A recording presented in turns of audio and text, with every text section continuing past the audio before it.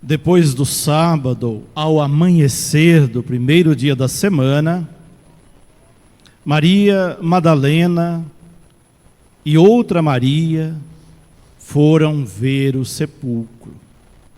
De repente, houve um grande tremor de terra.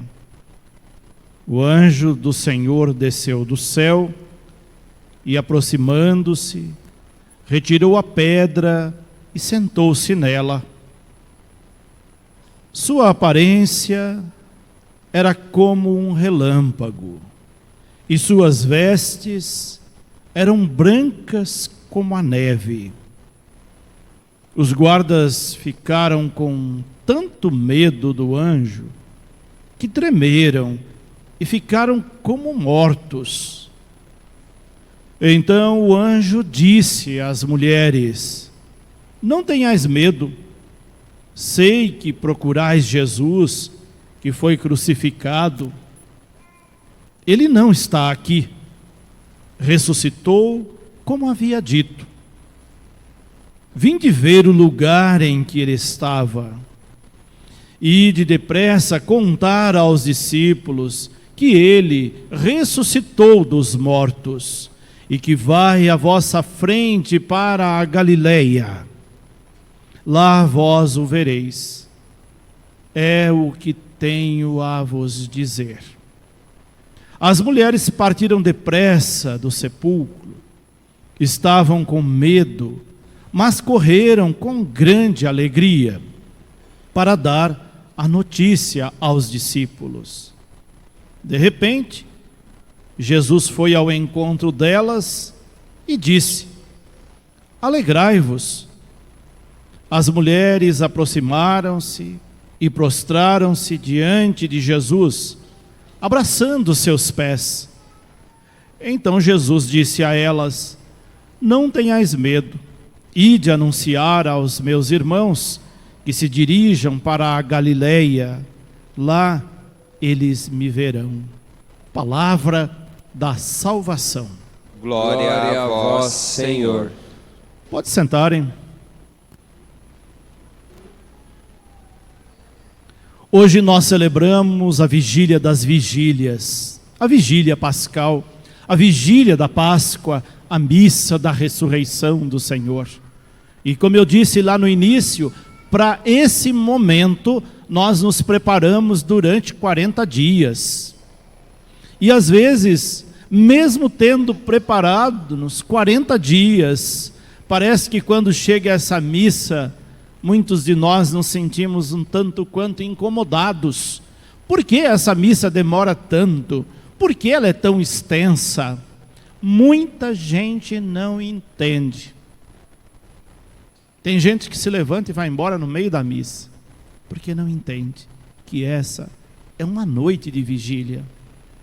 É a vigília mais importante que nós temos. É a vigília da ressurreição. Se nós não conseguimos ficar vigilantes por 3 ou 4 horas, a vigília da ressurreição, que fé nós temos? Se essa missa não for para nós a missa mais importante, porque é a missa da ressurreição, nós não entendemos nada da liturgia católica. Essa missa é de propósito longa, porque ela é a história da salvação, resumida em 9 leituras. Essa liturgia é longa, porque são 5 liturgias numa só. Ou seja, quase que 5 missas dentro de uma única missa. Por isso ela se estende tanto. Antigamente essa missa começava a hora que o sol se punha, às 6 horas, e terminava às 6 da manhã, um pouco antes do sol nascer.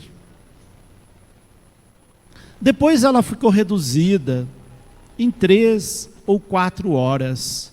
4 horas quando nós fazemos ela completa, com todas as leituras, com todas as reflexões, com todos os salmos, com toda a sua liturgia. É uma liturgia belíssima, carregada de símbolos que nos falam da ressurreição de Cristo. A liturgia da palavra, ela resgata toda a história da salvação. As duas primeiras leituras que nós ouvimos é do livro do Gênesis, a história da criação do mundo. A primeira leitura do livro do Gênesis que nós ouvimos e o salmo correspondente falam da beleza desse mundo que Deus criou para nós. E disse para nós: cuide desse mundo, faça esse mundo ser um paraíso, não transforme esse mundo no inferno. Esse mundo está em vossas mãos, e você tem o poder de fazer dele o paraíso, se você cuidar da obra da criação, cuidar de tudo que foi criado. Porque quando Deus criou o mundo e terminou a sua obra perfeita, Ele viu que tudo era bom. Mas aí Ele criou o ser humano e deu livre arbítrio para o ser humano.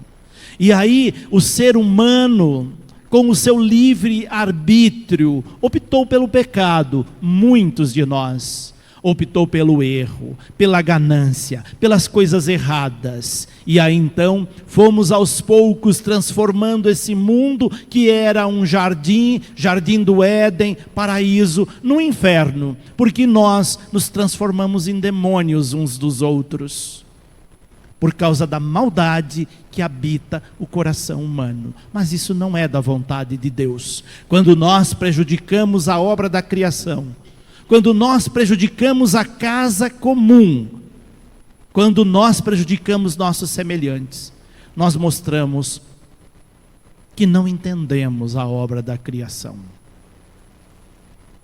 E aí então, na segunda leitura que nós ouvimos ainda do livro do Gênesis, ele chama Abraão, o pai da fé, e diz: você vai ser o exemplo de fé para a humanidade. E se você tem fé em mim, ofereça o que você tem de mais precioso, seu único filho. E Abraão, na sua fé incondicional, no seu exemplo de fé, mesmo contra a vontade, levou o filho Isaque para ser sacrificado. Talvez, ao subir o monte onde o filho ia ser sacrificado, ele tenha pensado: mas será mesmo que Deus quer isso de mim? Sacrificar o meu bem mais precioso, que é o meu filho? Claro que Deus não queria isso. Deus não quer o sacrifício dos seus filhos, não quer o sacrifício de nenhum de nós, não quer que ninguém sacrifique o outro. Por isso, quando ele viu que Abraão obedeceu, Deus não teve dúvida da sua fé e o colocou como exemplo, o pai da fé. Toda vez que nós estivermos fracos na fé, vamos retomar essa segunda leitura e olhar para a fé de Abraão e ver que a nossa, se existir, é menor que um grão de mostarda, perto da fé que Abraão teve. Por isso, essa leitura está hoje na noite da vigília pascal, para que não percamos a fé, mesmo nos momentos mais difíceis da nossa vida, mesmo diante das piores provas que nós formos colocados, porque são nesses momentos que testamos a nossa fé. Tem gente que abandona Deus, que abandona a igreja, que se afasta da comunidade, que se afasta dos seus irmãos por coisas muito pequenas, mostrando que a sua fé é insignificante, porque se nós a tivermos, mesmo que ela seja do tamanho de um grão de mostarda, nós não abandonamos Deus e os nossos irmãos por nada deste mundo, porque Ele é maior que todos. Depois ouvimos um trecho do livro do Êxodo. Esse Deus que faz maravilhas na nossa vida. Esse Deus que nos tira das piores escravidões. Esse Deus que não nos quer ver cativos. Que não nos quer ver subjugados por nada e por ninguém. Ao lermos o livro do Êxodo, em que o líder Moisés conduz o povo hebreu, tirando-o da escravidão do Egito, abrindo o mar vermelho e conduzindo-os à terra prometida, afogando nas águas do mar os seus perseguidores, os soldados do Egito, mostra como Deus faz maravilhas na nossa vida. Esse Deus infinitamente amoroso, que todos os traidores dele, todos os perseguidores dos filhos de Deus, serão sufocados nas águas dos mares vermelhos dos nossos tempos. Deus é justo. E diante de injustiças, Ele mostra seu braço forte e a sua mão poderosa.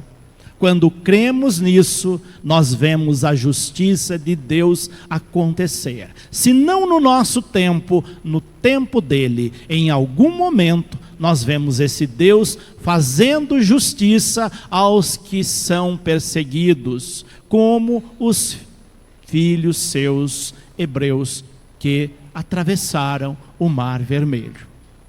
Depois nós ouvimos os profetas. Os profetas existem na Bíblia, a literatura profética existe na Bíblia para denunciar coisas injustas do mundo. Por isso nós ouvimos duas leituras do profeta Isaías, o profeta da esperança, o profeta do anúncio e da denúncia. Ouvimos a leitura do profeta Baruque, ouvimos a leitura do profeta Ezequiel, todos eles indistintamente como enviados de Deus a este mundo para denunciar as injustiças e anunciar o mundo novo. Ao ouvir a leitura dos profetas, nós sentimos amparados por Deus.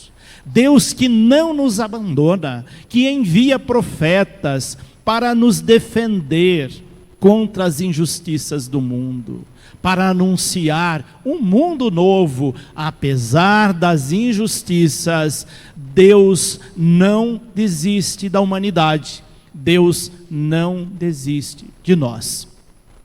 E depois nós ouvimos uma leitura do Novo Testamento.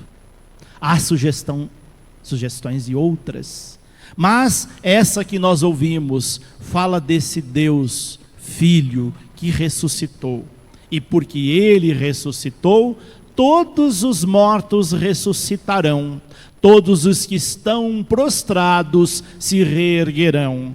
É a beleza da nossa religião. É por crer na ressurreição de Cristo que nós estamos aqui hoje. Foi isso que nos motivou a vir a essa missa.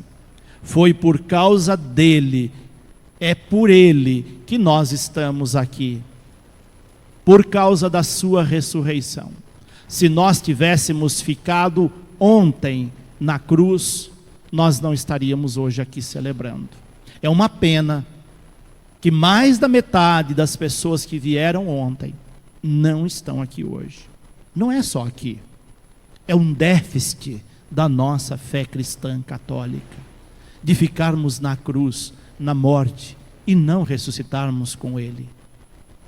Quando é que nós vamos aprender que vamos passar pela cruz, vamos vir à igreja na sexta-feira santa, mas na noite da Páscoa, da vigília pascal, nós estaremos aqui, apostos para ressuscitar com Ele, para celebrar a sua ressurreição, porque é isto que dá sentido à nossa vida. Se Cristo não tivesse ressuscitado, nossa fé seria vã. Seria inútil nós vivermos nesse mundo. É o que dá sentido à nossa vida. Essa missa de hoje deve dar sentido à nossa vida. A razão de nós professarmos a nossa fé. A razão de nós professarmos uma religião, e a religião cristã, a religião católica, apostólica, romana. É por isso que nós viemos. Esse é o motivo da nossa vinda a esta noite santa. E agora nós vamos passar para mais uma liturgia, a liturgia batismal. A liturgia pede que nessa noite pode haver batismos. Vocês já imaginaram, se nós tivéssemos agora uns 10 batizados para fazermos? Nós íamos sair daqui à meia-noite. Mas não haveria problema nenhum. Eu tenho certeza que vocês ficariam aqui até meia-noite, 2 horas, porque é a vigília da ressurreição. As pessoas no batismo dessa noite é o símbolo do renascimento para uma vida nova. É o símbolo da ressurreição. Mesmo não tendo batismo, nós vamos fazer a liturgia batismal. Vamos abençoar a água que será aspergida sobre nós. Vamos renovar as nossas promessas batismais. Vamos renascer com Cristo desta água abençoada que vai ser mergulhado o círio pascal. Depois, no final, quem quiser levar para casa essa água abençoada, poderá levá-la. Nós vamos abençoar bastante água para hoje, amanhã, quem vir à missa, poder também levar um pouco desta água, mas nós seremos aspergidos por ela.